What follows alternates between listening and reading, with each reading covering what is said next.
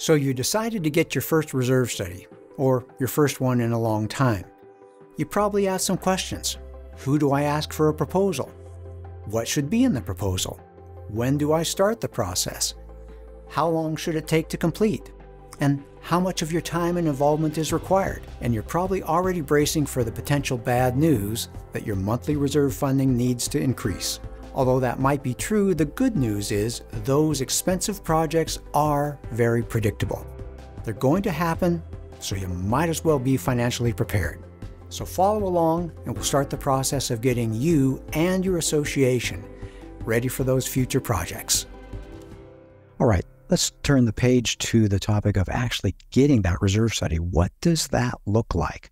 So you've made the decision, you've addressed the objections, and now you're going to actually get that reserve study. So what do the steps look like? Well, number one, it's going to start with getting a proposal, and I'm going to recommend getting one from a qualified provider. Some of you may have been working with an in-house volunteer. It's time to get some real significant help here and get reliable guidance. And that reliable guidance is going to come from someone. It's going to be a person who has the reserve specialist, which is the RS acronym, or the professional reserve analyst. That's the PRA acronym. So it's a person with a credential, not a company. Look for referrals from neighboring associations, other associations managed by your management company. Look in your CAI directory, do a Google search, ask for references, review a sample report, all the normal kind of things you would expect to do when looking to hire some help. And on that point, in contrast to the neighborhood volunteer, that's a well-meaning exercise and it's certainly a start. But getting a qualified third party to produce this study and provide it to you is a huge hedge against board member liability down the road, because now you've employed somebody that by every reasonable business judgment standard is qualified to offer you advice as opposed to just, your neighbor with an Excel spreadsheet. Yeah, and we also sometimes say that if the person doesn't have the credibility to make the sale, then why are you having that person do the work? Because if you're going to say, oh, well, that was just Fred with a spreadsheet, then what does he know? So look to someone who can make a difference and guide the association forward. And then know your choices. There's 3 levels of reserve studies. There's the full reserve study, which is create from scratch. And then there's 2 different update products, the update with site visit and the update no site visit. To our audience today, I think about half add a recent reserve study. And so they have their full reserve study behind them. For those that need a first reserve study, that's going to be that full reserve study. Get that platform, that solid foundation of what the components are, and how much are they going to cost, what's their life expectancy, to get that information together. And then from that point in time, you have the, I almost want to say the luxury of working with less expensive products into the future. So it's a great place to be. How much is it going to cost? A full reserve study is often in the range of about 1% of your annual budget. That's a little bit of a soft number, but I want to encourage you to think it's not going to be crazy expensive. But then again, it's not going to be just flipping a nickel in the air either. It's going to be a professional report, and often we find that it's roughly 1% of budget. And when to do it? Reserve studies are a budget and cash flow guidance document. So you're going to want to do it in advance of your fiscal year end. It's best to start that process about 6 months in advance, because it usually takes about a couple months to get the reserve study done. So if you start at 6 months prior, spend the month getting proposals, making a decision, get the reserve study done, then it's done 3 months in advance of your fiscal year end.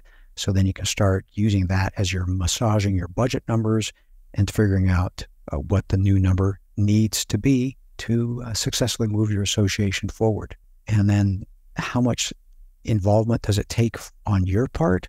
Well, there's some physical involvement. We're going to ask for help getting into locked areas. That may be the boiler room, that may be the pool equipment area, but it's also the documentation. What did your governing document say about common area? We want to make sure that we're not assigning repair and replacement responsibility to the association for things that are owned and maintained by individual homeowners. And bullet number 2 is real important.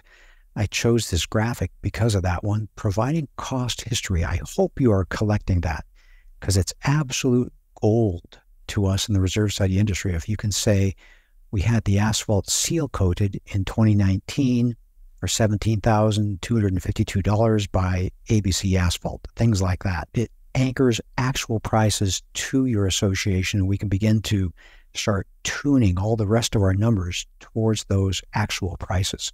And then budget information. What are your assessments at this time? How much room do we have? How close are you currently to where you need to be? What's your current reserve fund balance? Things of those nature as we're trying to put the financial side of the report together. But there's a lot of information historically, especially on a first reserve study, that the board or management is likely going to have access to, that's going to be super helpful in producing the most meaningful document. Did you resurface the pool 2 years ago? Was a new roof put on part of the building, but not all of the building? Do you have some mechanical or as-built drawings? Those sorts of things can help the reserve study process, because then you have a baseline for determining the likely remaining useful life of a particular element. Yeah, the timing and the cost, all that helps us do our job. And if you can tell us that we've got a record of all the major projects we've done in the last 10 years, we're literally going to lower the cost of your reserve study. Just like taking good care of the property is going to lower the cost of your insurance premiums. These are the factors we look at when we're preparing the reserve study, because it's all a bunch of time that it's going to take us. And if you can help us and make things go smoother, it's going to work out to your best interest. And what do you get at the end? The end is 3 parts. You get a list of the projects that are your obligations upcoming, the evaluation, a mathematical evaluation of your current reserve fund size. We'll put it into the category of weak, fair, or strong. And that helps you know what your starting point is very clearly, and a recommended multi-year funding plan. And from that point, you'll be able to start to think, oh, gee, is that going to be too much? Is it going to be a shock? Well, we do ask for your current budget because we want to find out what your starting point is as we can stretch you and move you forward. Is that a small stretch or is that a big stretch? But remember, we're helping you see the future, and we want to help you prepare, and we'll take as much time as we can.